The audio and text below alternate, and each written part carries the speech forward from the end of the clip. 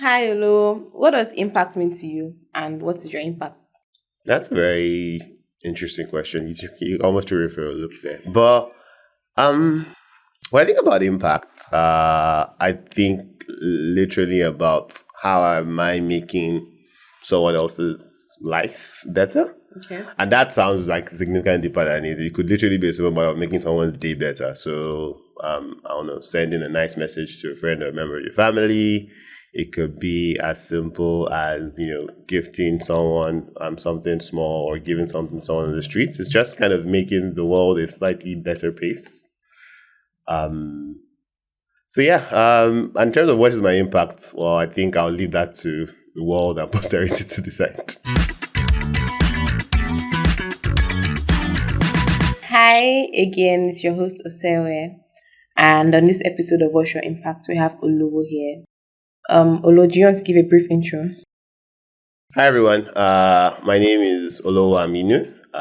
I am an associate principal at Cross Boundary Advisory.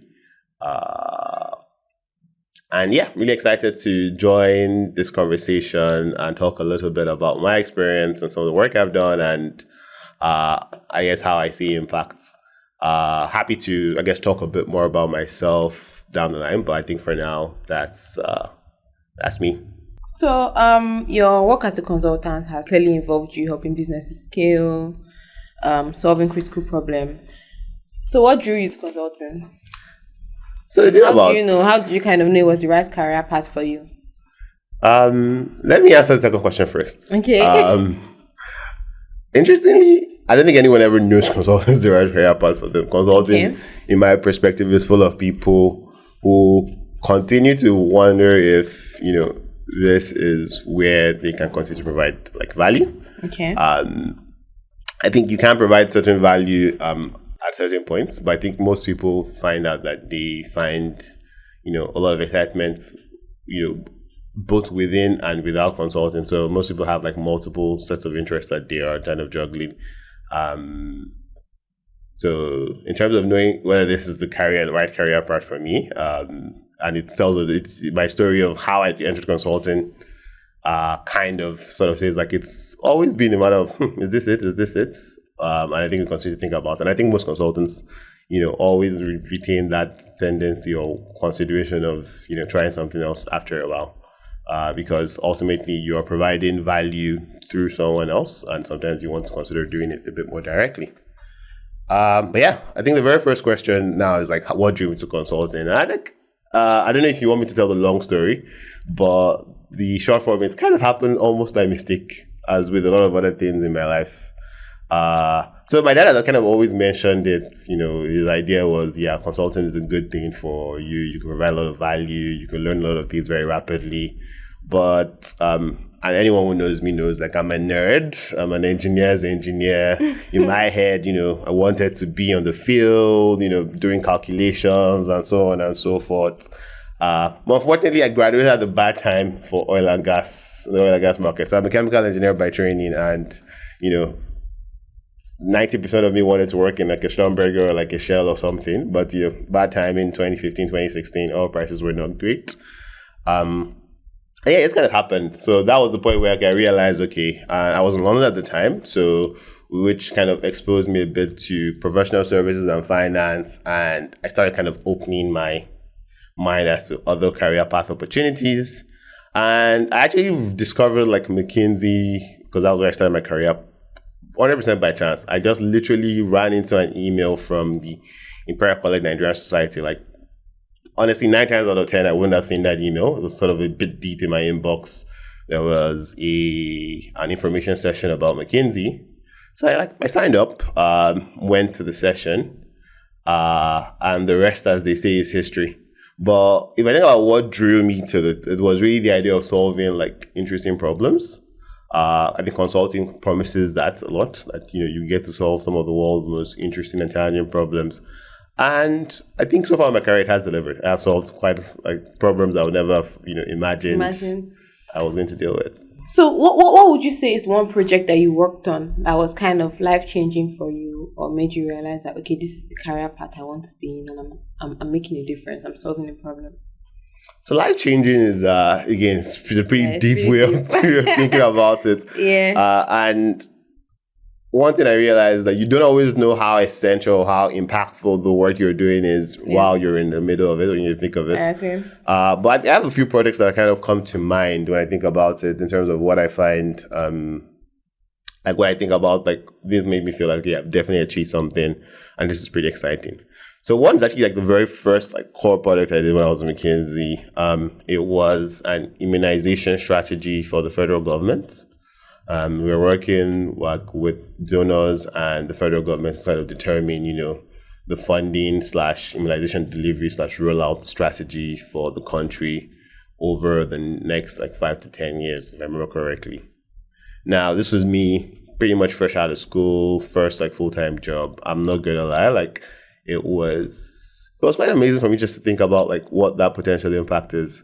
So a joke I say is that, well, even if the strategy succeeds and it saves, I don't know, maybe 5-10 kids somewhere. Okay, let's assume we're saving a few thousand kids, but my impact of it is a small percent, right? And let's say for some reason I save 5-10 kids. I felt okay, at least very least that kind of helps me sort of tick off some of the boxes I would have ticked if I had studied medicine. So I remember maybe 4 or 5 months down the line, the manager kind of reached out and said, "Hey, the Minister of Health quoted a number you worked on in terms of determining, the impact in terms of number of children saved based on the strategy." And I felt very proud of myself. So that's something that basically, if nothing else, kind of validated, okay, I'm doing something different. I'm doing something interesting. But yeah, I think something else that just kind of comes to mind, I think one of the things I struggled with overall in consulting sometimes, particularly if you're working the more corporate side, is you're kind of doing a very small part of a relatively small piece of work for massive clients. But a lot of the work we have done at Cross Boundary, my role at Cross Boundary is probably less consulting generally, and it's more accurately called investment advisory, even though they do blend in a lot. But yeah, we've done a lot of work with smaller companies. And I remember something that really, really, really sparked my excitement was some work I did with one of our clients in the energy sector. So literally the client had reached out to me that, hey, we need some support with this fundraise. And I remember going to the team and really, really pushing to get that support approved. Eventually, I also did the work. A lot of it I kind of did mostly single-handedly. So working with the clients, working with investors, we built the financial model and built the business case for the investment. And I think about maybe 3 to 6 months later, they actually announced that fundraise. So that was something that really I was really proud of, because I won't say I conceptualized it, but because I kind of drove it and there was the actual impact I could see. And I think that's kind of what, sort of sparked my interest. Well, not only sparked my interest, but definitely kept me motivated. And gave you the assurance that, you're actually making an impact. Precisely. Again, it can be sometimes be a bit of a gap between what you do and value that gets created. And I'm not going to deny that I'm someone who kind of likes to see that value. So the shorter the line between there and that, I think the more excited I am. So I was even I thought you were going to mention because I know there's an article that you worked on that just got published recently. Yeah. There's a lot of, I'm very proud of some of the pieces I've worked on in terms of research and writing. There's at least a couple of them. I think one we did was a study on the creative industries in Africa. I keep on saying, I didn't even particularly want to do creative industries. I remember when the options came out, just put me in connectivity or something else, right? But I ended up working at creatives and I really enjoyed the work, and it kind of opened my mind, right, to a lot of interesting things that people are doing, a lot of value being created in that space. And probably more interesting is just kind of how 2 or 3 years down the line, a lot of people still kind of reach out and sort of have conversations about it, and it's still driving the interest of folks who are not, as close to the sector. Sort of sparks interest and begins to sort of create some value. More interestingly, I worked on something, more recently, but this more recently is still about a year ago. I worked on a productive use article.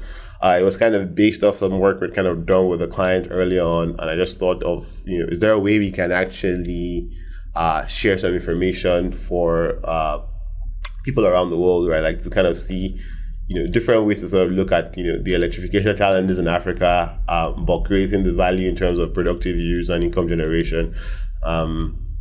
So a lot of the work we did there was really kind of packaging some of the insights and the models we proposed, into a general format that other people can like look and engage in, right? I guess I don't know just more generally, right? The idea of being like, we are trying to sort of connect people to power, but we realize that, for people to get connected to power, someone needs to pay for it. Now, for people to be able to afford to pay for this, people who are struggling with energy access already, this power needs to sort of generate income for them.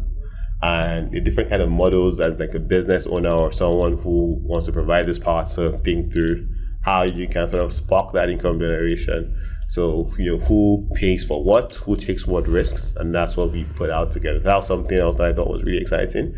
I'm very excited to have published that, and I think recently, we found out that a lot of people are reading, a lot of people have enjoyed it.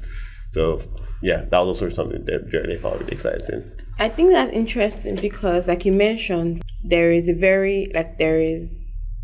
when you do something right and then you're doing something and having the result, and that result actually creates an impact. They're two different things, kind of, right? And when we have say mini grid projects or project to install or electrify a particular place, people don't really think about apart from the impact that comes with electrifying an actual place, right? Like the productive use part, where you're actually creating jobs, you're actually making people, have a livelihood basically from what you've done. So I think that's really interesting, and that kind of defines impact. So relating to what I just said as well, what would you say to someone that is trying to navigate actually doing work and creating an impact through that work as well, making the line kind of thinner? Yeah. So that's an interesting question. I think the very first thing I would probably argue is that all work has an impact, right? Okay. Like, provided you're doing your job and doing it, to the best of your ability. Okay, there's a bit of a stretch like this, because some work probably has negative impact. But anyways, it's still an impact. It's still an impact. Yeah. But I think provided you're, doing work that is, legal and provides like actual value, most likely you're benefiting lives in some way. Right, so I think the very first thought process is really doing the very best you can. Don't leave anything out there, right? I don't really see the value of going to a job and putting in maybe 50% of what you're capable of. Right, I think this is not to say you shouldn't have boundaries or you shouldn't draw the line, but you kind of want to make sure you're doing your absolute best. And as such, creating the value within the core concept of your job, right? Then I think after that, you then need to think about a bit of prioritization, 80-20, right?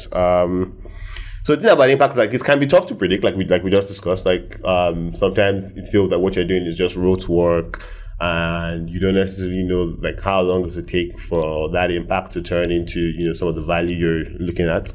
And that's kind of where I'll say sometimes, taking a step back and looking at, okay, what am I trying to drive, right? What value is it of me? Not just what did your boss tell you to do, right?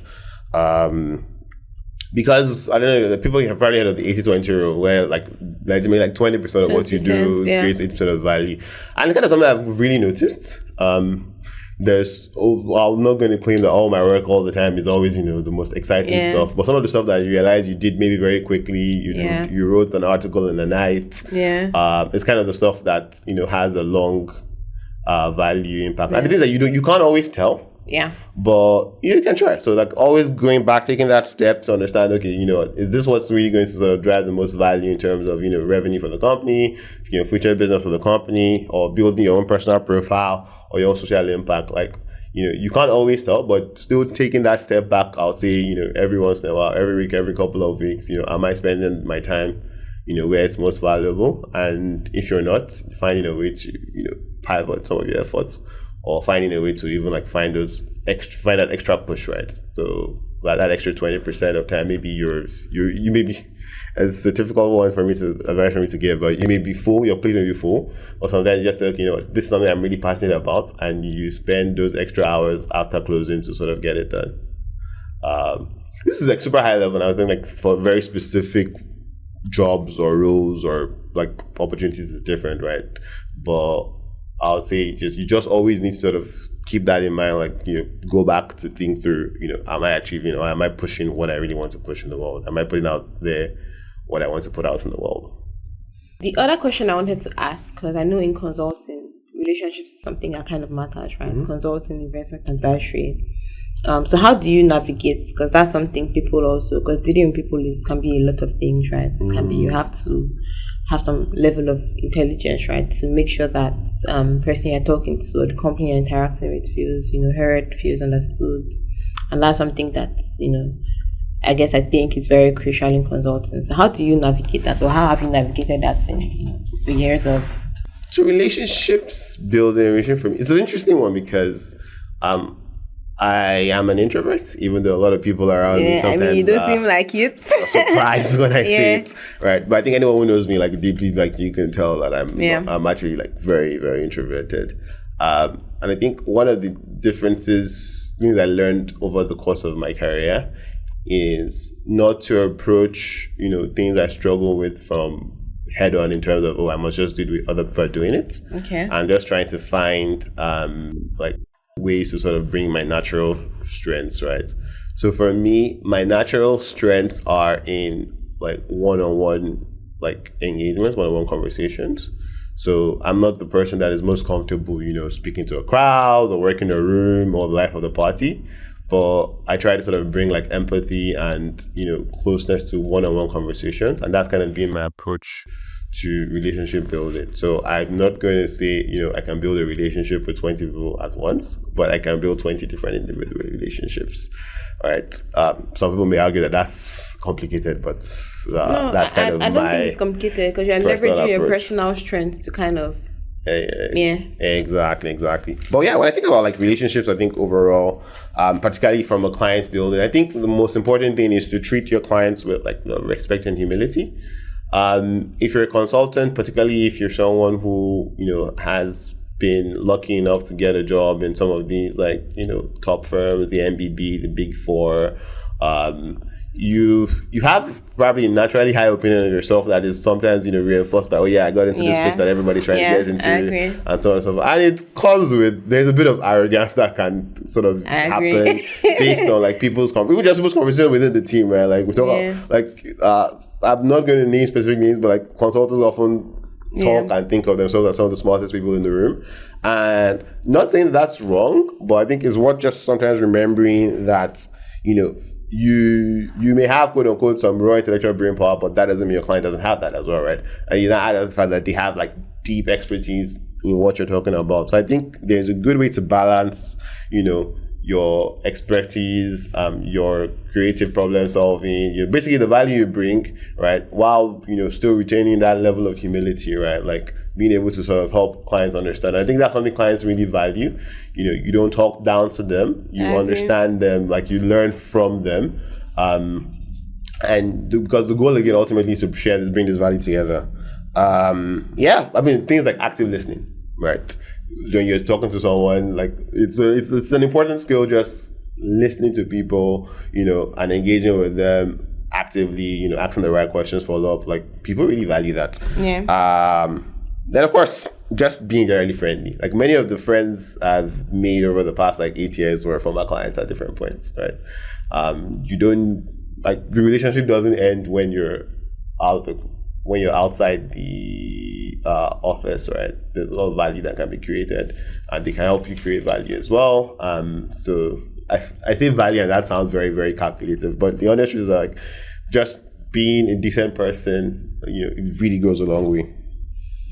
Yeah, that's interesting. And I guess the kind of last question I have concerning your career, your personal, career, is how you navigate the changing landscape of, consulting, how you kind of stay ahead of trends to make sure that you're evolving along with how things are evolving.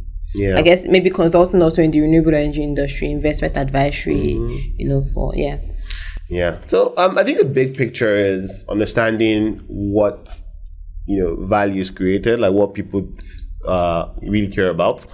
And if there's one thing I think I've learned within consulting, even from when I was quote unquote the baby consultant my first few days, that like you can't take the same view for clients in different industries or clients in different geographies, right? So for example, within African markets, I would say traditional, strategy consulting, quote unquote, drop deck and go consulting, doesn't work for a couple of reasons, but I think the biggest one just being there's not that significant deep bench in terms of managerial capacity, right? So in many cases, you can't come, throw industry buzzwords and just expect people to sort of take, on, significantly complicated like data and run with it, right? You need to help people implement. So that's like just a big picture view. And I remember I honestly hated it when I started my career, but a lot of the work I've done has ended up being like actually supporting implementation work. The second thing, and I think it still links to what I said, is like you kind of need to build capacity, learn how to build capacity. I think any consultant who has been in the game long enough, you're going to need to learn how to effectively teach, like deliver lectures effectively, and just kind of coach people, because if you want to create value, you want to make it's not just about you generating some really insightful document, but you need to kind of help people understand this and help people build the skills to actually implement what you're going to do. Then I'll say just generally again, you want to always remain curious, right? You want to learn a lot, building a combination of experience and expertise. So you need to identify, what the trends are and actually, go ahead and learn them. Yeah. Because, you have to provide that value. You need to also, know what the new tools and the like modern tools like AI and so on. And just kind of also generally just like reading broadly, right? Like a lot of like interesting conversations kind of happen when you and someone else are in the room talking about something and just bring in or relate it with something else you've learned or understood at some point. So I'll say that's what keeps you relevant. I'm not one of those people who believes that, and this may be a lot of people have different opinions, but I don't think consulting as an industry is at risk, right? Even with AI and so on and so forth. A lot of people may think, oh no, people can always sort of generate great text with AI tools. But I think a real consultant's job is not to generate text. A real consultant's job is to, ask the right questions. I think that is a skill set and a toolkit that will continue to be valuable, whether or not you're working in-house or providing like strategy advisory from outside the company. Just a random, I guess this is random question time. What is something interesting I've always wanted to know as well? The most difficult client you've ever had to, work with. And how you don't have to mention names, obviously, and how you navigated that.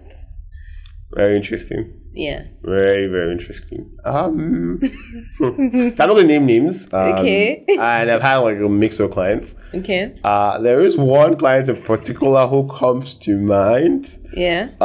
Let's just say we had a challenging relationship. Okay. And I think a lot of that was driven by the fact that I did not feel the client like respected me personally. So it was tough, right?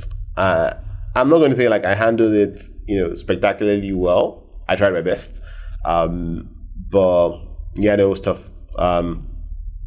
So in that particular situation, I remember literally like, I remember asking myself, am I the problem? I think I asked myself that question like, am I the problem? twice in a day. Right. Because it's always good to be introspect. Yeah. I had a great relationship with her predecessor, right, who was male.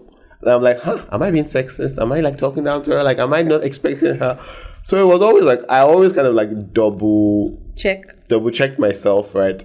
And eventually I had to ask some of my colleagues as well, like, wait, though, like, can you see this person? Like, is this normal? Yeah. But eventually, like, a lot of the feedback was like, yeah, like other people had like similar challenges. And I think it all did stem a bit from that fact that like, I don't think she respected us as a team. well, as a team, as individuals, right? Because, and it's very interesting because while we were we maybe have been a bit more junior than her, neither of us was like green, right? So we had expectations of, how to be treated, and like, we believed we had the rights to be thought partners, but sometimes it almost felt like we were just effectively like an external resource. And in my head, it's a balance, right? Like, I will do work for you. Like, sometimes I will do grunt work for you as a client, right? But you have to, effectively make me feel like a partner.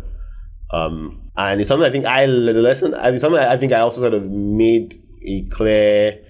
I learned a lesson from that, even just in kind of thinking of how I was going to deal with like management going forward. And I would say, of course, people I work with can maybe correct me if I'm wrong, but I try not to make my work or the people I work with feel like, oh, they're just a resource, right? Like, and I always say this, like, if I'm the only one thinking in this team, right, apart from the fact that, we are not getting enough value, you're making me do so much work. I want everyone to feel like empowered to think. And if at any point in time you bring ideas that you feel I'm not, taking on board, like, always feel free to kind of call me out, right? No, I think, sorry to cut you short, I think that that's something, because I have not exactly worked closely with you, right? But I know I have been in the same like work environment with you for a minute, and that's something I've noticed, how you always want to make people feel kind of included in the conversation, right? Even like anyone that comes in, an intern, anyone, you kind of also include them. You make them know that, okay, their work is being valued, their ideas are being heard. So yeah, I would agree with you on that. Yeah, because I mean, again, I say it's like, this is not even just purely from a selfish perspective. It's not purely like a selfless thought. Sure, I want people to feel comfortable with everything, but legitimately, like, there is more value if more people are thinking. I agree. Right? And a lot of interesting ideas come even from like the most junior people. Like something I try to do sometimes when I'm working on a piece of work, for example, is like, at a point you stop and just ask someone who has relatively less context to take a look at it. So one, if they understand what you're saying, it means you're communicating well. Yeah. Two, you being deep into a certain piece of work, you may have just sort of lost sight of some of the big picture. Okay. So just sometimes bringing in those fresh ideas from someone who has not been as close to it, or someone who has not spent 20 years in this industry and cannot tell that everything you've been saying is jargon. I think that's pretty helpful. But yeah, I think going back to client, because I realized the question was, how did we deal with it? It's a mix, to be very honest. Sometimes the general rule of thumb is try to understand your clients and try to sort of tailor your communication style to how they are, right? Some clients are hierarchical, like sure, in consulting, a lot of time we are used to calling people by their first names and so on. Some clients are hierarchical, and you realize you get a lot from them. Call me Mr. Call them Mr. or whatever they want to be called, right? Yeah. Call them by their title. Call them MD. Call me Doctor. Right. Yeah. It doesn't cost you that much. And if you call them MD and in reality get to a point where they can start inviting you for drinks. Right? That's value they've driven there. This like funny thing is, like, after a while, I think like after we stopped working together, like 6 to 12 months later, she was calling my boss and she was asking, hey, do you know someone who can like work with us that, I want someone like Olowo. I was like, huh? Nice. So you actually like liked working with me, right? Because I still put in my best all through, right? I'm sometimes can be really passionate about my work, and I think that can sometimes cause conflict. Because I know those times, right, I used to leave in the office maybe like 9 p.m., 10 p.m. and still, let's just say, like, that's not general advice, but if you need to grind, you need to grind, right? Yeah, fair. So in terms of like that relationship, it was an interesting balance we kind of had, like, back and forth. I remember being like, am I the problem? I'll ask my colleague, am I the problem? Yeah.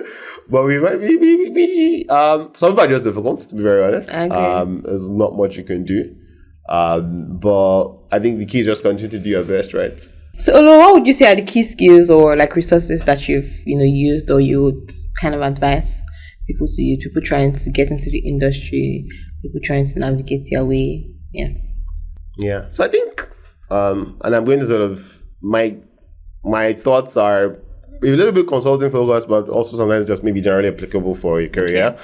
But and I break it down with like 3 parts, right? I think there's one in terms of just even getting into like consulting. I think the key thing you need to point out there is problem solving, just Okay. that ability to. Some of it is like as simple as like math, but it's kind Okay. of, it's basically like a lot of the quantitative reasoning, verbal reasoning kind of type of stuff that we did in like primary school, right? That general ability to sort of break a problem down and to sort of drive to an answer.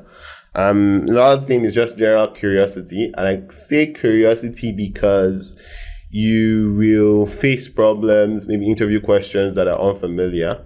And I think what helps you sort of get through them is, not necessarily trying to solve something based on something you've done in the past, but really being curious as to how you can get through the answer, right? It also kind of, curiosity also kind of helps you sort of build just that broad knowledge set. For example, if someone asks you, like, how many golf balls fit in a plane, right? What probably helps? How many golf balls fit in the plane? Can you answer that?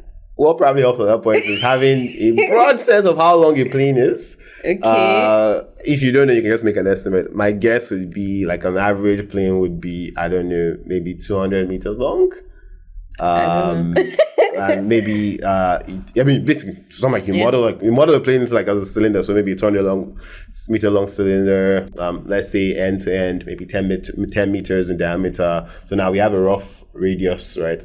Then if you know all the golf ball sizes as well, and you now have to think about quote unquote how do the golf balls fit, right? So it's not even going to be a simple matter of just dividing one volume by the other, but like thinking through, what those extra space are. But anyways, this is just like, I'll say high level, just like curiosity can help you sort of fit through that. Yeah. I think a big thing is also kind of structured thinking, really being able to, because creative thinking, I would say is that's an artistic thing. It's kind of stuff that, actual creatives do.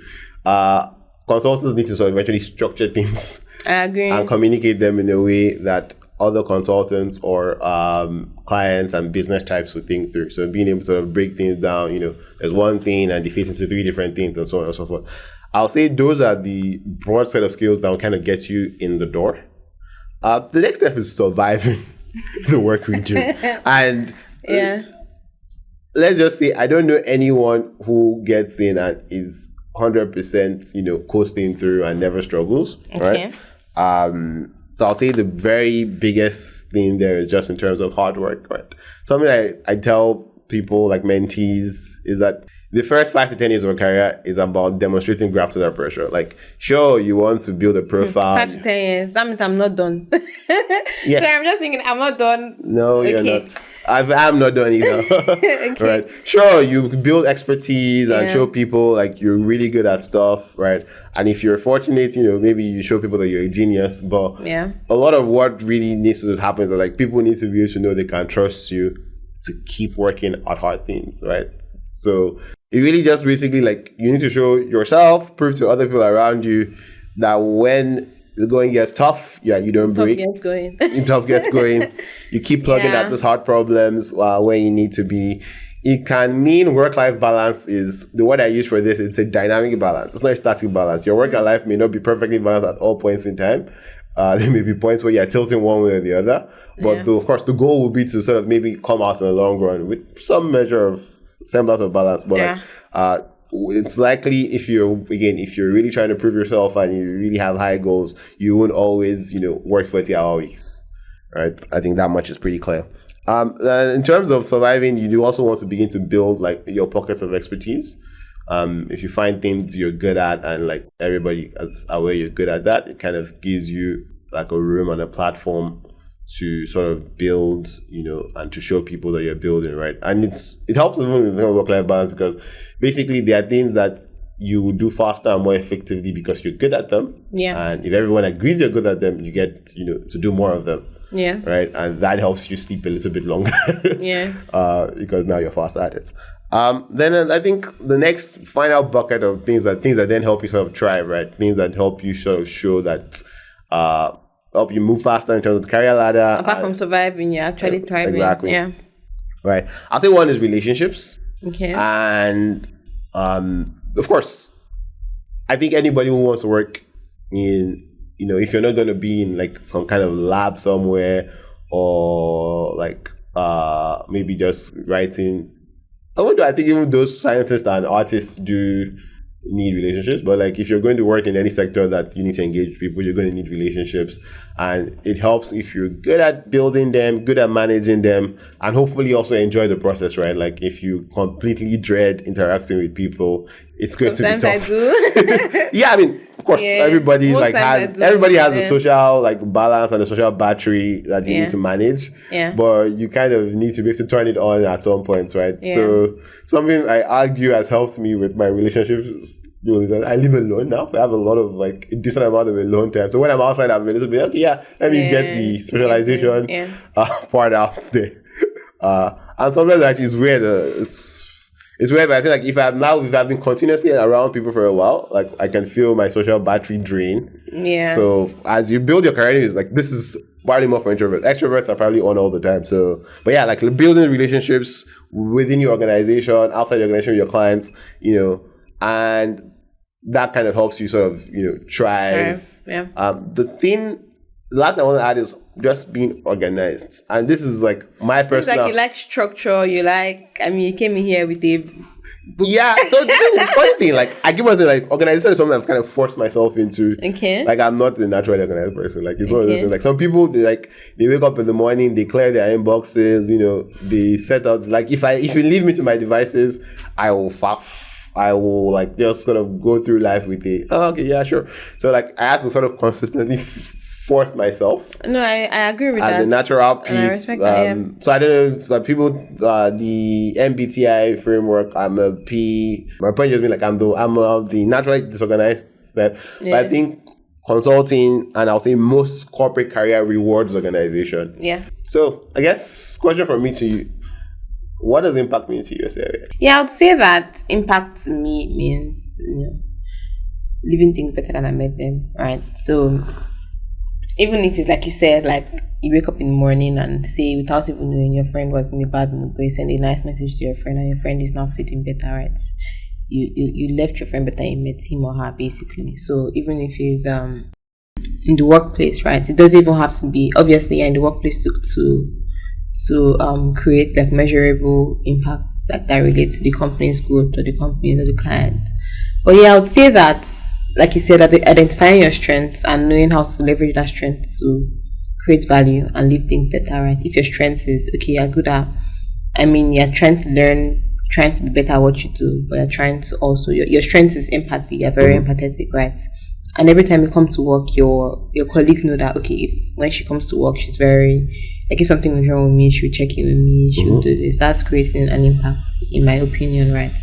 So like I said, maybe I'll add something to say leveraging your strength, or leveraging what you have around you, resources, people around you, things around you, to leave things better than you made them. Yeah, that's what impact means to me, basically. Yeah, I think we're really aligned. Something interesting that I was just thinking about recently is that personality hires get a bit of a bad rep. But if we didn't have enough personality hires in the workplace would be very tough.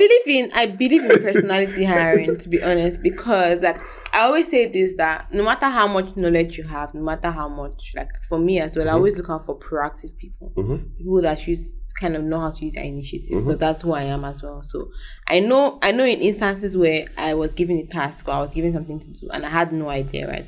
But me being proactive, me being smart, me being able to take my initiative, me being able to know who to ask, me knowing where to check, me knowing things to put in place in time has helped me a lot, like to make me even seem like I knew the task I was given, even if I had no idea. So I 100% believe in personality hiring, right? Because it's better than someone that even has the knowledge but is like, okay, I'll do this tomorrow. Should I do this now? Should I? Yeah, that I believe in it. Yeah, I agree. Like, of course, competence is the core. It's like essential, of course, but you want to have like that balance of skills. But I was just randomly thinking about it again, like if.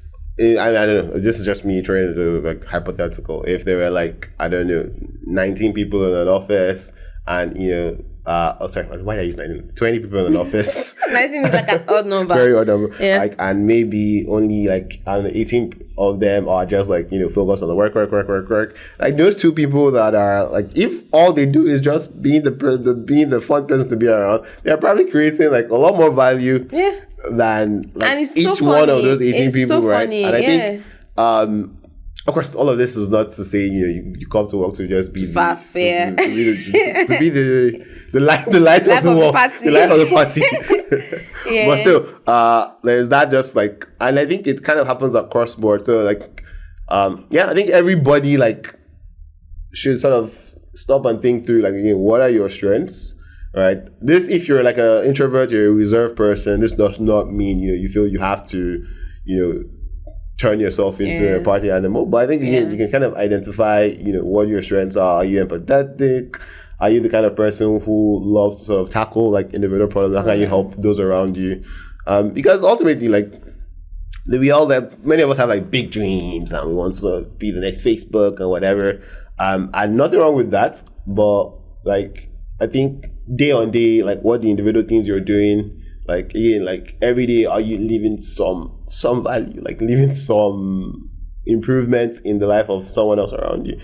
It's very weird because, and I sound very selfish because I'm not saying anything about like an individual, but I think it's very easy to sort of be focused on like what your individual self needs. But I find that like the most value, the things that make you feel better, 5 years down the line, is not usually, oh, how did I do something that I enjoy, right? It's usually like, the memory of making someone else, a little bit better, a little bit happier today. If I may ask one more question. Why did you decide to start a podcast? On the line of creating an impact, right? So one thing that I've always been good at, kind of listening to people and kind of having a conversation, right? I would say I'm kind of an introvert sometimes. I can be an introvert, I can be an extrovert. I kind of change with dynamic, like how I need to be in the situation. But something that I enjoy doing in any scenario is actually having conversations, having impactful, good conversations that, leave me thinking about something after that conversation, right? So, and like I mentioned earlier, there was a time where on my Instagram I used to kind of come on Instagram, hi, you say it on this episode, because I started in the renewable energy industry, obviously, just giving kind of random insights, right? How you can start doing this in the renewable energy industry, how you can leverage your engineering background. So, and I mean, it was pulling some traction. Like people actually wanted to hear, people needed to hear from people, and I'm like, okay, I have kind of the opportunity to create a larger community to do this now. And I'm like, yeah, and I think I should do that because, from creating a small impact to creating a larger impact, this is a good platform to do that. Mm-hmm. So that's what this is for me. Yeah. Oh, yeah, that's exciting. I think community building is one of like most understated. Yeah. I think value driving things. Yeah. I'm not going to say I'm an expert in this. I've definitely generally struggled with it, but it's just very exciting thinking about what people can do when put heads together, and what we can do when we sort of like create avenues for people to sort of sit down and learn and understand, right? I hope that I've also been able to, I think, provide some value to the community. 100% you have. So it's really exciting to kind of see what kind of comes out of this, and as we kind of go on. I'm very big into podcasts myself. What I think one of my goals for like this year, end of last year, was like, I wanted to get on a podcast and enjoy the conversation. So thank you, Fairway, for the opportunity.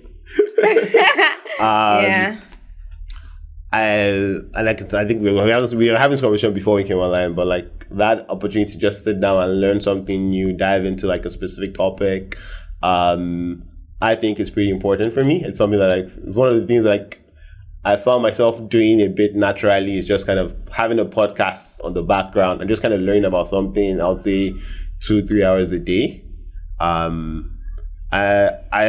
something I've tried to share. I try to share with people, but not everyone is as like as nerded about things like that as me. But something I try to share like interesting like conversations. So I think to whoever is just starting their career at some point early on in their life and thinking about what to do and how to do it.